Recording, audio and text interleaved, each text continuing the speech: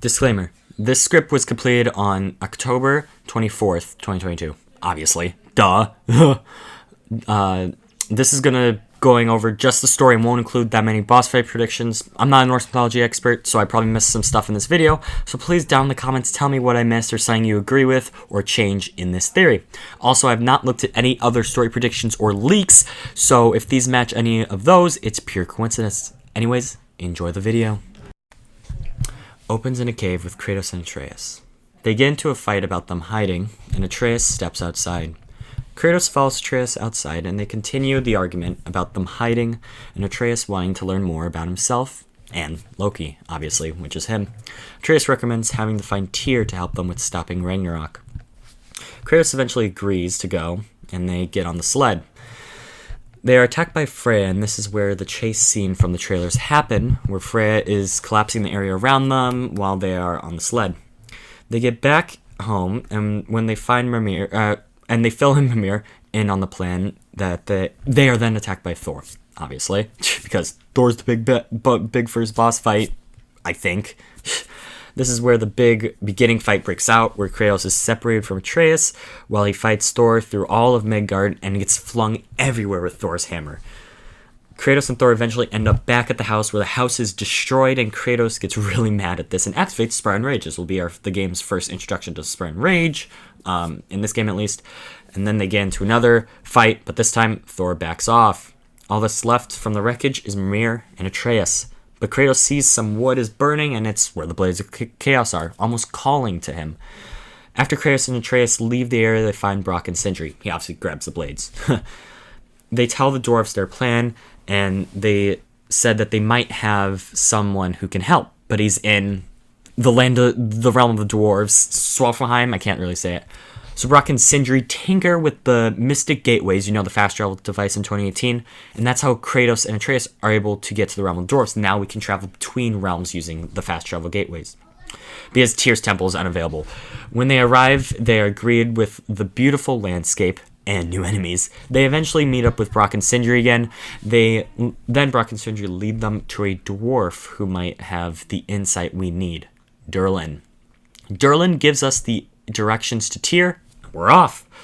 We eventually find Tyr on our way. Oh, we eventually find our way to Tyr, and he is not happy. He says to us that he doesn't want to help, and he won't be any help. Kratos convinces Tyr to come with us, and Tyr says that if we want to stop Ragnarök, we will need a bigger team, starting with Freya's brother, Freyr. Tyr says he knows exactly where Freyr is, and it's in Alfheim. Before they leave, Brock and Sindri make them a new travel device, now they can travel and be totally unrestricted by Odin. So now we can travel to whichever realm we want. They try, as long as we have the realm travel rune, whatever. I don't know if those are still gonna be here, but maybe. They try to leave, but the Aesir attack, and Kratos, Tyr, and Atreus protect the realm of the dwarves, and now they are in good terms with the dwarves. They travel to Alfheim and see that the Lake of Souls is drained. They run around fighting dark elves, but then find out that the light elves are actually the evil ones, so they fight those instead. They look all around, and they run into Ran, who is the goddess of the sea, who's that mermaid that we saw in the trailer. Ran tells them that Freyr is in Vanaheim, and reminds them that there is probably no way for them to stop Odin's plan from happening. Ever since he put Skull and Hati in the sky, he has been in control of when Ragnarök will happen. This comment sparks an idea for Atreus and whispers it to Tyr. Now that they know where Freyr is, they split up. Kratos and Atreus go to find Freyr and Mimir, Kratos and Atreus go to find Freyr, and Mimir and Tyr go to try to find Angerbola to help with Atreus' plan. Kratos asks Atreus about his plan, but Atreus doesn't tell him. Kratos gets mad at him for keeping secrets, and Atreus just says that we all have secrets. Mom had hers, you have yours, and I have mine. They find Freyr, but it turns out that Freya is also with them, and without hesitation, Freya tries to kill Kratos and Freyr. Freyr is accidentally knocked out, and Kratos picks him up and runs from Freya. Freyr's sword fights by itself, and they run, which is the scene that we see with all the trees coming down and stuff like that from the trailer. They end up coming face to face with Freya, and they have a true boss fight with her. Kratos ends up winning, and the fight with Freya, and then runs. Atreus and Kratos, because he doesn't want to kill her, obviously. Atreus and Kratos run, and they find themselves face to face with Odin. Odin mentions to Atreus if he has thought about his offer yet. Kratos asks Atreus what he's talking about, and Atreus says that when Kratos was fighting Thor, Odin came to the house. Odin says that there is no way that Kratos will stop him, and Atreus should join his side and just watch things happen. Kratos is mad at Atreus for lying, but Odin follows up by mentioning to Atreus that his dad is a god, but has never been worshipped, and he asks Atreus if he wants to turn out like that, a forgotten god that no one worships or praises. Atreus denies the offer again to Odin, and Odin disappears. Freyr finally wakes up and asks what the heck happened. They fill in Freyr on what has happened, and he gives Atreus his magical sword to help him fight in Ragnarök when he comes with them. And obviously, Freyr's sword can fight by himself, and this will be a new section of Atreus' skill tree that we unlock, because now we know Atreus has skill points or whatever in the game, his own separate skill points. Kratos and Atreus meet up with Tyr again, and he has Angerbola now. Angerbola tells them that they need to get to the Gningga Gap, which is located, I think I said that right actually, which is located in between the realms of Niflheim and Muspelheim. So they head to Niflheim, because they think it'll be easier than heading to Muspelheim. They find a way to get to the Gningga Gap, and they end up traveling through time, but not to the time they wanted to. They end up accidentally going into the future, and they are in Asgard on the Rainbow Bridge, but after the Battle of Ragnarök. They find Thor's dead body and a bunch of other gods, a bunch of other gods' bodies, but we don't really see their faces because that would be spoiling some boss fights in the end. And they find, obviously, Thor's dead body, and this is where my hammer theory comes into play. Kratos takes Thor's hammer, and this is how we get the hammer, which is the third weapon. They then travel to this time's Helheim, to this time's Muspelheim, sorry, and they find Surtur sitting upon his throne. So again, we're still in the future, and Surtur is still alive. Surtur tells them all what happened. He won. He plunged his sword into the Yggdrasil tree, tree of the realms, or whatever, tree that connects all the realms, and destroyed Asgard and most of the other realms. He doesn't remember seeing Kratos and Atreus at the battle. In fact, no one was at the battle other than the Aesir and him, and it was an easy win for him. And so this gets Kratos and Atreus thinking where they were, because obviously they're still in this time. This is the future. They haven't gone anywhere. So they're wondering, where are they? And so Surtur refuses for them to get to his portal or his gateway, whatever, to get to the Gningga Gap. And so we fight him. They defeat him and then end up going to the Gningga Gap, traveling finally to the time they want to speak to the World Serpent. They had to find a point in time where their past selves wouldn't be able to find them. So Kratos mentions when Atreus got really sick in 2018 and he had to bring them to Freya's house. They see their past selves leave on the boat and they speak with the World Serpent. They blew the horn. If you don't remember in 2018 when we're taking Atreus' sick body up on the elevator, we hear the horn, and then Mir's like, who blew the horn? And we still don't know who blew it. It might have been Baldur, it might have been someone else, but I think it was Kratos and Atreus from the future. And obviously Tyr and Angerbola and whoever else is with them. So the World Serpent comes out and tells them that Atreus is his father and Angerbola is his mother. He also tells them that they can find Fenrir, his chained-up brother, in Helheim because he can help them in the battle. They also ask the World Serpent what he knows about Skull and Hati. The World Serpent tells them where he knows they are and when exactly Odin sent them off to chase the sun and the moon. He doesn't understand why they're asking. So, one more time, they travel, but even further back, and go before Skull and Hati were chasing the sun and the moon. And Atreus, the scene from the trailer where he shoots the arrow and sends them off. So he does this so Odin believes he has control, but actually doesn't. So Atreus can now start Ragnarök whenever he wants to. And so this can help them in the final battle of Ragnarök. So now they go back to the present time and head to Helheim. They find Fenrir, the giant wolf, and he actually bites off Tyr's hand, completing the mythology or whatever. But Atreus calms him, and they free him, and they head back to Midgard. And they talk with the now dying World Serpent. They speak with him, and the effects of Fimbulwinter have taken a toll on his body. And somehow, using his spirit or something, using the spirit of the old World Serpent, Atreus and Angerbola make another World Serpent. This new younger world serpent is smaller, so he can actually come to Asgard and help them fight in Ragnarok. Now, all they need is one more ally, and it's this time's Surtur. Present time Surtur. So they travel to Muspelheim and talk with Surtur. They ask him if, instead of destroying the World Tree, if he could just plunge his sword into Asgard. Just destroying Asgard and none of the other realms. He agrees with it, and because it turns out he also hates Odin and the other gods, because he's just that kind of type of guy. So now Surtur, Freya, Fenrir, Tyr, a younger world serpent, Ingerbola, Brock, Sindri, and of course Mimir, with a new mechanical body because I want to really see him fight, and Kratos and Atreus leave for Asgard. They end up taking Freyr's giant flying boat, sorry for my pronunciation, the Skidbladnir. Skidbladnir. I'm saying that fast. Sure. And they are also joined by the elves to help in the fight. Kratos sees all of this and realizes how big of a war this is going to be and gets scared of what might happen. He tells Atreus that this might be a bad idea, and Atreus gets mad and tells him that he is ready for this, and if Kratos doesn't want to fight, that he should just leave. So, Kratos, being the protective dad that he wants, leaves.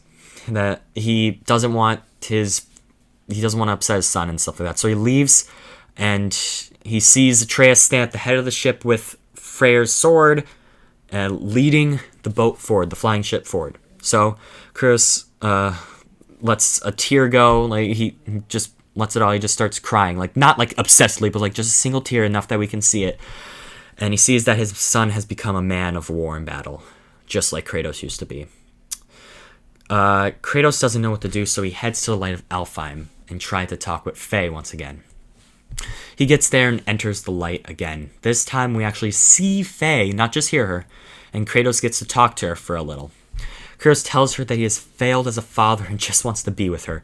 Faye tells him to take her hand and stay with her. Just as he is about to, he is pulled out of the light by a mysterious person. And the person who pulled him out is none other than Freya herself. Freya is in her Queen of the Valkyries armor with her wings and everything, and she yells at him for leaving Atreus to die in battle because she was watching the entire time. She tells him that he should always be with him and also just be less protective, because that's what made her, and because that was her mistake with Baldur. She was too protective. She gave him invulnerability to everything, and it made him hate her so much. So he agrees to go back with Freya, and then Freya also tells him that she knows the weakness in Asgard's walls to help them through, which is what previous timeline, or the other timelines, Kratos and Atreus didn't know. They didn't know how to enter Asgard, so that's why they weren't actually in the battle, and it was just Surtur. Because they never got Surtur because they never traveled back in time. And two, they couldn't find a way to get through to actual Asgard. So anyways, they return to the boat, and Kratos reunites with Atreus, and he's happy to see him. Atreus shows Kratos what Tyr taught him, and he shapeshifts into a wolf, just like he asked if he could do that in 2018. Kratos laughs and smiles, so we see Kratos laugh finally. Well, we saw him sort of laugh in 2018, but this is like a real laugh. Kratos lets Atreus guide the ship into Asgard, and they break through the wall. They now end up on the Rainbow Bridge, and on the other side is Odin, Thor, a few other Aesir gods, and a lot of monsters and other enemies. Heimdall blows his horn, and the Aesir charge, and then Kratos and Atreus yell, "Charge!" and the battle is on. Thor immediately goes for the World Serpent and hits it the younger World Serpent, obviously, and hits it so hard it gets sent back in time, just like Mimir said in the last game. Kratos and Atreus charge straight for Thor, and our last boss fight with Thor begins. Thor wonders why Kratos has his hammer, but he also has his hammer. I can just imagine the dialogue in this moment, like, what? Wait, what the heck? And the two clash for a while. And eventually, Kratos injects the World Serpent venom that was imbued into the axe in the last game into Thor. Thor says a few final words, and he dies. The hammer Kratos had disappeared because that future no longer exists anymore, and he takes the other hammer. We still keep all of our upgrades and stuff like that. Yada. We kill a few more gods and eventually make our way over to Odin, who sits on his throne looking defeated. Odin then looks up and smiles, and that's when his boss fight begins. He kills Freya, and in her dying breath, she asks us one thing. don't let Atreus become angry and alone. We promise her and continue the fight. We fight him, and eventually he hits us with some real strong magic, and he actually kills us. Uh-oh. But we are out. But while we are out, we see the light, and in that light is Faye. And again, once again, and she has her hand reaches out again for us. She tells us that it's not too late for us to join her in the afterlife, and all we have to do is take her hand. But we remember what we promised Freya, and we push Faye away. Maybe like cut off her like imaginary head or something. I don't know. Like just ah.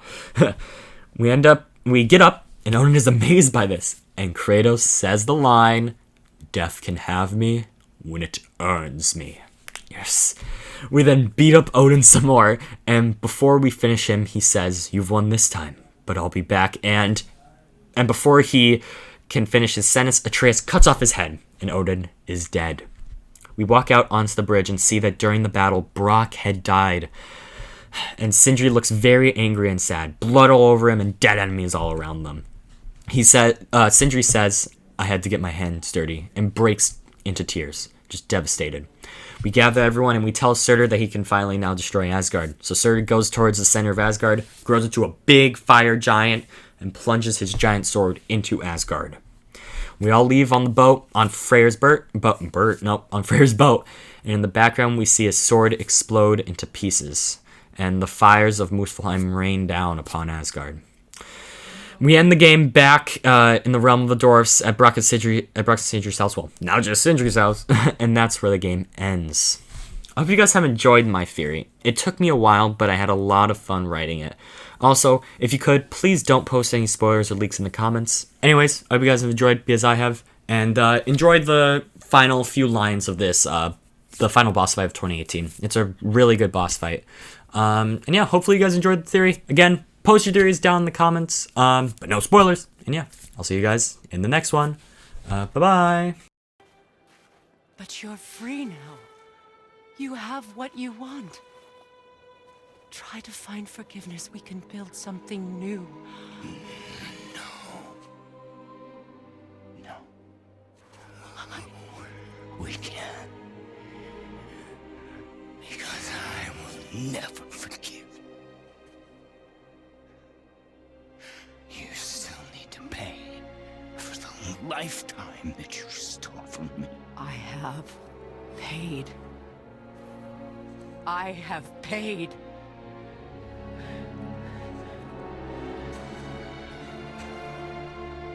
But if that alone will make you whole, if seeing me dead will make things right,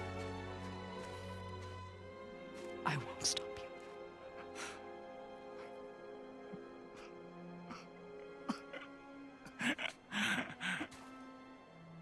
I know.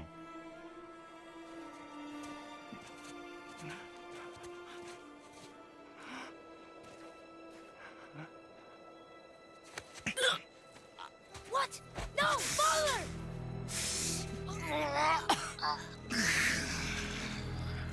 I love you.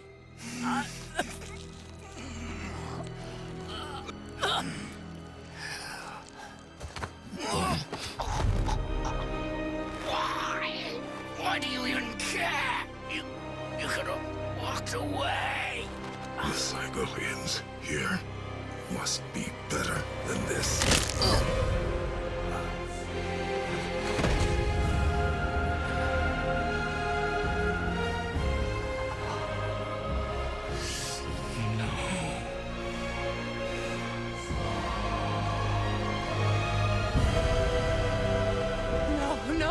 No, my boy! My dear sweet boy!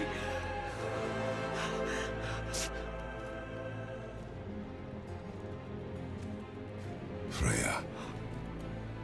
He chose this.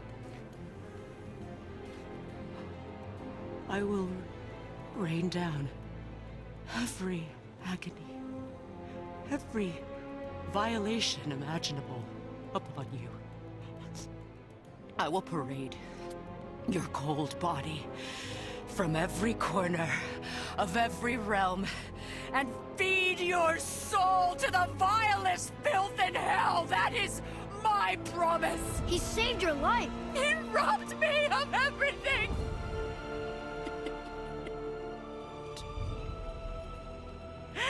Everything.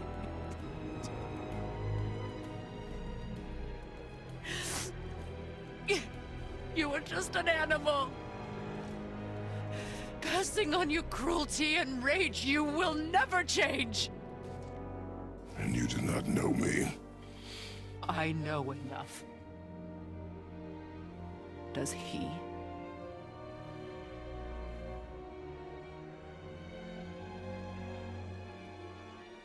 Boy! Listen close. I'm from a land called Sparta. I made a deal with the god that cost me my soul. I killed many who were deserving. And many who were not.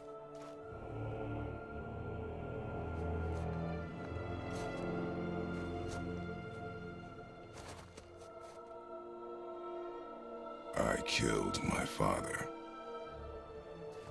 That was your father in hell. Is this what it is to be a god? Is this how it always ends?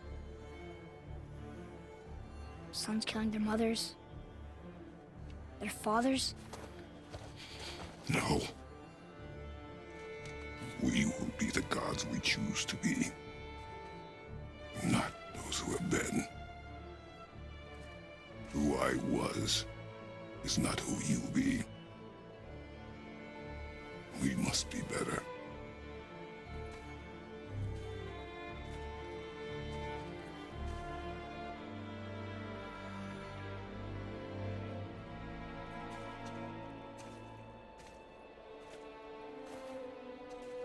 Well, guess we're the bad guys now. In her eyes, yes. But she could never make that choice.